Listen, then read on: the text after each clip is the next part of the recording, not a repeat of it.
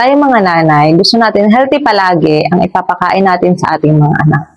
Lalo sa mga prito-prito, gusto natin silang iiwas sa mga prito kasi makolesterol.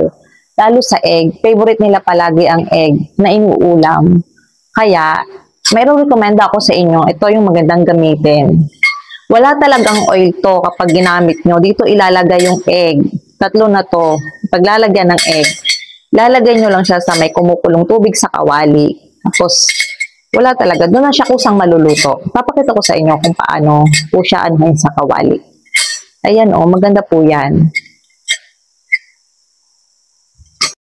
Uy mga mare, at yan na nga ganito yung gagawin ninyo sa mga tray na yan. Yan, ilalagay nyo lang yung 3 egg na yan, dyan sa 3 tray na yan. O diba, kitang-kita nyo naman, wala siyang oil, wala akong oil na nilagay dyan, basta yung egg lang yan ang nilagay ko dyan. Tapos ayan, nakikita nyo naman ang ganda ng formahan niya Tapos ayan after nyan, maglalagay tayo ng tubig sa kawali, tapos pakukuluan natin yung tubig, tapos saka natin yan ilalagay sa kumukulong tubig na yan. Gaya yan, ilalagay nyo lang yung egg tray steamer na yan dyan sa kawali na may kumukulong tubig na yan. Tapos, kusa na siyang maluluto dyan. O diba, wala siyang oil talaga. Diba, ang ating mga anak palaging gusto ay egg, fried egg, lalo na sa umaga sa almusal. Hindi nawawala ng egg talaga. At syempre, ayaw naman nating mga nanay na palagi na lang prito, makolesterol ang ipapaulam natin sa mga anak natin.